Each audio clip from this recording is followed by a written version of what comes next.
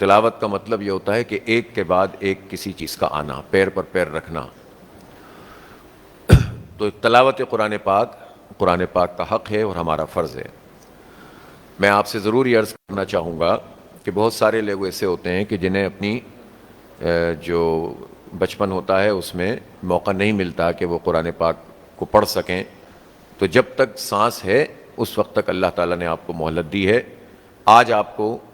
اس بات کی تمنا ہے، آج آپ کو اس کا احساس ہوا ہے، آپ آج سے شروع کریں اور اس میں شرمائیں نہیں،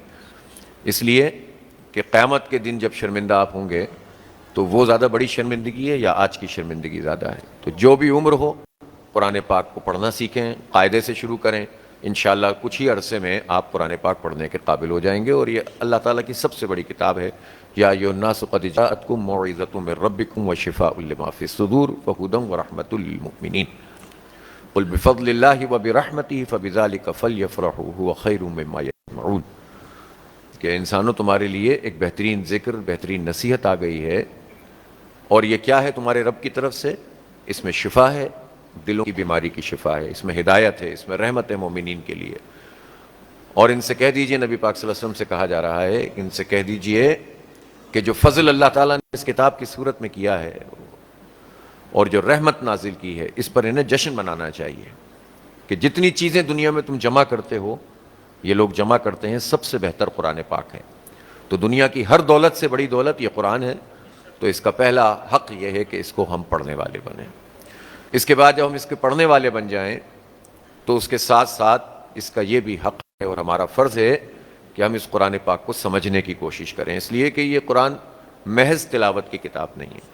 اس میں احکامات ہیں، اس میں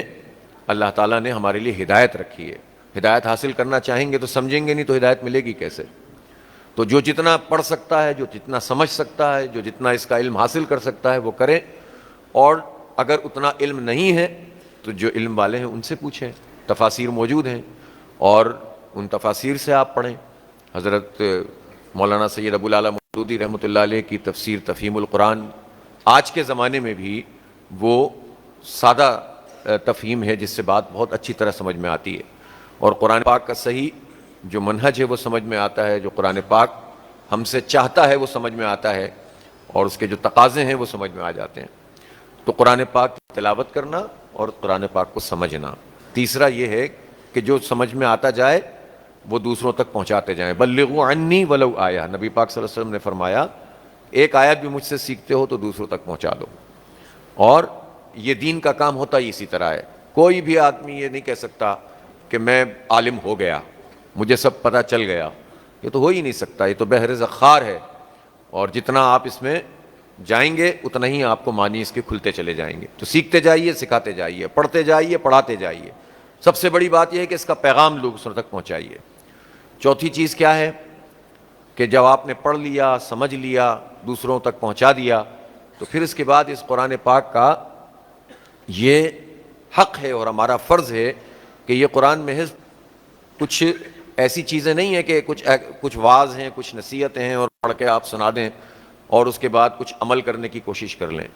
عمل بھی کرنا ہے اور اس قرآن پاک کو نافذ بھی کرنا ہے، اس لیے کہ احکامات ہیں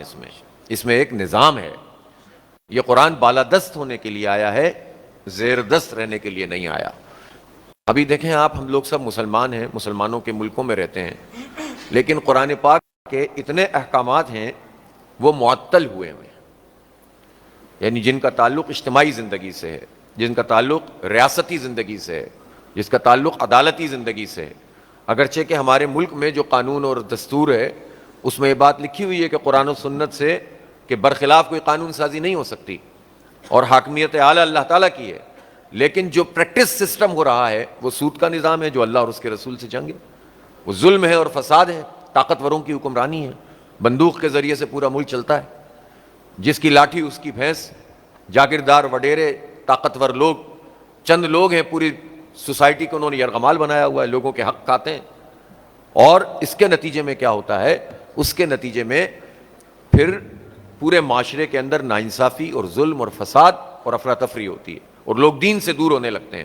جب اللہ کی مرضی کا نظام نہیں ہوتا تو اللہ کے دین کے اوپر عمل بھی نہیں ہو سکتا۔ لہٰذا جو احکامات معطل ہیں ان کو نافذ کرنے کی جد و جہد کرنی ہے. اور قرآن پاک کا یہ پیغام ہے کہ یہ قرآن کا نظام ہمیں قائم کرنا ہے, اس کے لیے کوشش کرنی ہے, اجتماعی جد و جہد کرنی ہے. اور اس کا مطلب یہ ہے کہ دنیا میں جو لوگ رب بنے بیٹھے ہیں, کوئی قوم ہو, کوئی ملک ہو یا افراد ہوں, جو اپنی بالادستی کا نظام چاہتے ہیں, ان کو ان کے اس منصب سے معزول کر کے حق کی حکمرانی کو غالب کرنا, یہ قرآن پاک کا حق ہے, ہمارا فرض ہے. تو ان تمام باتوں پر سوچیں اور فکر کریں, اور ساتھ ساتھ یہ تلاوت کریں گے تو پھر اس تلاوت میں بھی اپنا ایک مزہ ہوگا, اس کی ایک حلاوت ہوگی. اور اگر صرف تلاوت ہوتی رہے گی اور اس کی معنی کہیں اور کھوئے ہوئے ہوں گے اور ہم اس کے پیچھے نہیں ہوں گے, ہم اس جد و جہد میں شریک نہیں ہوں گے جو نبی پاک صلی اللہ علیہ وسلم نے برپا فرمائی, تو پھر کیسے پتہ چلے گا. آخری بات کہ قرآن پاک کو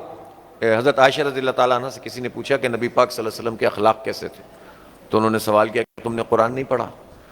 تو جو قرآن ہے وہ رسول اکرم صلی اللہ علیہ وسلم کے اخلاق اور آپ کی سیرت ہے, اور جو آپ کی سیرت ہے وہ قرآن کے مطابق ہے, اس کے سائے میں ہے. دونوں کو ایک دوسرے سے سمجھا جائے گا. جدا کریں گے تو نہ قرآن سمجھ میں آئے گا نہ سنت سمجھ میں آئے گی. جس کو ہم سنت سمجھیں گے وہ بہت محدود چیز ہوگی, اور جو سب سے بڑی سنت ہے نبی پاک صلی اللہ علیہ وسلم کی, حق کے غلبے کے لیے پوری زندگی تج دینا, قید و بند کی صعوبتیں برداشت کرنا, ہجرت کرنا, جہاد کرنا, نظام بنانا, خندقیں کھودنا, اور اپنے لوگوں کے ساتھ مل کر ڈٹ کر باطل کا مقابلہ کرنا, اس سنت سے ہم محروم ہو جائیں گے.